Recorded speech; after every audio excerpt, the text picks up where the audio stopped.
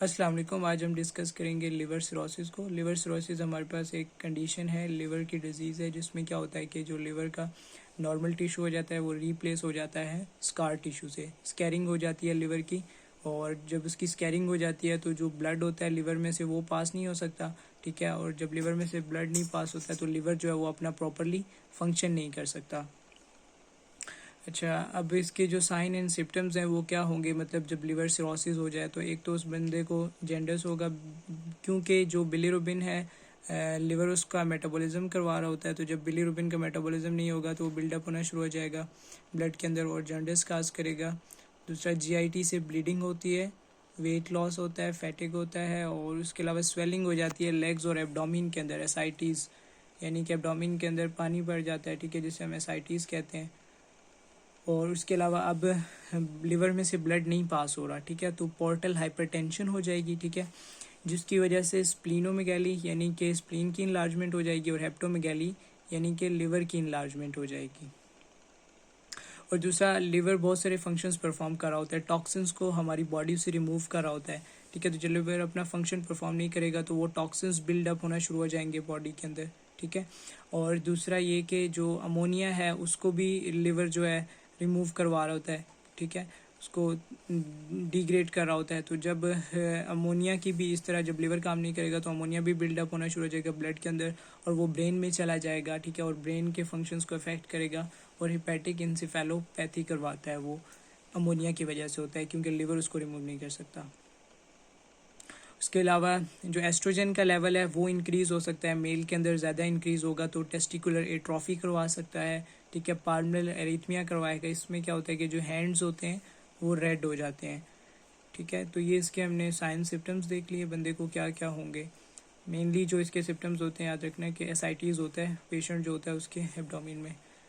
और काजेज़ जो हैं वो देख लेते हैं कि जो मेन काज है इसका वो अल्कोहलिज्म है, ठीक है। जो पेशेंट्स अल्कोहल ड्रिंक करते हैं उनको जो है ना सिरोसिस के ज़्यादा चांसेस होते हैं, और जो क्रॉनिक सिरोसिस होता है। इसके अलावा जितने भी वायरल हेपेटाइटिस हैं, हेपेटाइटिस बी सी डी, ये क्या करते हैं कि ये क्रॉनिक की तरफ जाते हैं, ठीक है। ए जो है वो क्रॉनिक की तरफ नहीं जाता, तो ये सिरोसिस करवा सकते हैं बी सी डी जी। उसके अलावा ऑटो इम्यून हेपेटाइटिस है, इनहेरिटेड डिसऑर्डर्स हैं जैसे हीमाक्रोमेटोसिस है, ठीक है, ये सारे इनहेरिटेड डिसऑर्डर्स हैं। अल्फा 1 एंटीट्रैप्सिन डिफिशिएंसी हो गया, विल्सन डिजीज़ हो गया।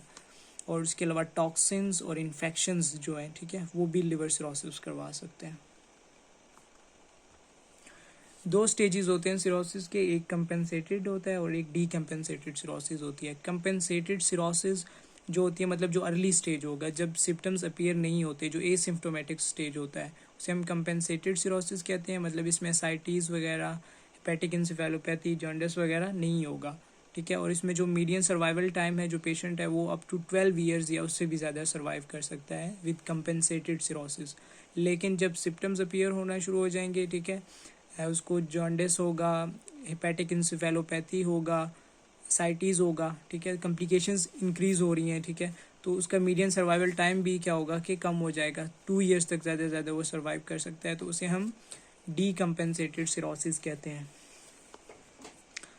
अच्छा, ये जितने भी इसमें अपीयर होते हैं साइन एंड सिम्टम्स डीकम्पेंसेटेड, ये पोर्टल हाइपरटेंशन की वजह से होते हैं, वो इसका मेन काज है। क्योंकि जब लिवर में से जो मेन पोर्टल वीन होती है उसमें से जब ब्लड नहीं पास हो सकता, ठीक है, तो वो पोर्टल हाइपरटेंशन का बायस बनता है, ठीक है। अच्छा, लैब इन्वेस्टिगेशन को देख लेते हैं कि हमारे पास पेशेंट है उसके हम लैब इन्वेस्टिगेशन कैसे करेंगे, लैबोरेटरी डायग्नोसिस हमें कैसे पता चलेगा उस बंदे को लिवर सिरोसिस है। एक तो जो है कंप्लीट ब्लड काउंट सबसे पहले हम उसका करेंगे, सीबीसी जो किया जाता है उसमें उस पेशेंट को थ्रोम्बोसाइटोपिनिया होगा, जो प्लेटलेट्स का लेवल है यानी वो कम हो जाएंगे उसके प्लेटलेट्स, ठीक है। दूसरा क्या हो, क्योंकि जो प्लेटलेट्स क्यों कम होंगे, क्योंकि कुछ प्लेटलेट जो है स्प्लीन के अंदर स्टक हो जाएंगे, कुछ जो है वो लिवर के अंदर स्टक हो जाएंगे, ठीक है। तो इस वजह से जो है ना प्लेटलेट्स का लेवल कम हो जाएगा। दूसरा, उस बंदे को एनीमिया होगा, ठीक है। और तीसरा, न्यूट्रोपीनिया होगा। न्यूट्रोपीनिया यानी कि न्यूट्रोफिल्स का लेवल भी कम होना शुरू हो जाएगा। एलएफटीज करवाएंगे, लिवर फंक्शन टेस्ट, तो उसमें क्या होगा कि जो बिलीरुबिन है वो एलिवेटेड होगा। क्यों एलिवेटेड होगा, क्योंकि लिवर जो है वो बिलीरुबिन को मेटाबोलाइज नहीं कर रहा, उसका मेटाबॉलिज्म नहीं हो रहा, ब्लड के अंदर इंक्रीज हो जाएगी और उसकी एक्सक्रीशन भी नहीं हो रही, ठीक है, क्योंकि लिवर काम ही नहीं कर रहा।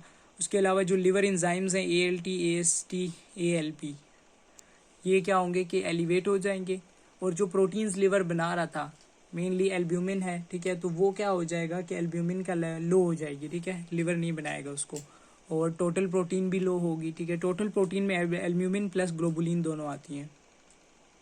उसके अलावा कोगुलेशन प्रोफाइल करेंगे तो जितने कोगुलेशन फैक्टर्स होते हैं, ठीक है, वो भी लिवर बना रहा होता है, लिवर से बन रहे होते हैं, तो वो भी नहीं होंगे, ठीक है। तो कोगुलेशन भी इफेक्ट होगी, यानी कि जो प्रोथ्रोम्बिन टाइम होगा पीटी वो एलिवेटेड हो जाएगा, ठीक है, अप टू 14 सेकेंड से भी ज़्यादा वो हो जाएगा पीटी जो उसका होगा। अच्छा, इसके बाद हम ट्रीटमेंट की बात करें तो जो लिवर सिरोसिस है इसको एकदम से मतलब रिवर्स नहीं किया जा सकता कि एकदम से लिवर जो है वो बिल्कुल ठीक हो जाए, ऐसा नहीं हो सकता, ठीक है।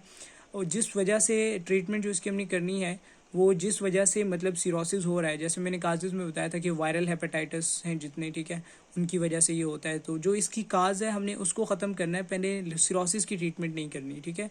तो अगर हेपेटाइटिस की वजह से हो रहा है तो पहले हमने वायरल हेपेटाइटिस की क्या करना है कि उसकी ट्रीटमेंट करनी है, ठीक है, ताकि वो ख़त्म हो, तो उससे फिर सिरोसिस जो है वो ऑटोमेटिकली खुद ब खुद जो है ना ठीक होगा, फिर उसकी आपने करनी है। लेकिन पहले जो है आपने सिरोसिस की ट्रीटमेंट नहीं करनी, आपने उसकी काज को ख़त्म करना है। तो आज तक का हमारा टॉपिक इतना ही था। नेक्स्ट वीडियो में इंशाल्लाह और नेक्स्ट लेक्चर डिस्कस करेंगे।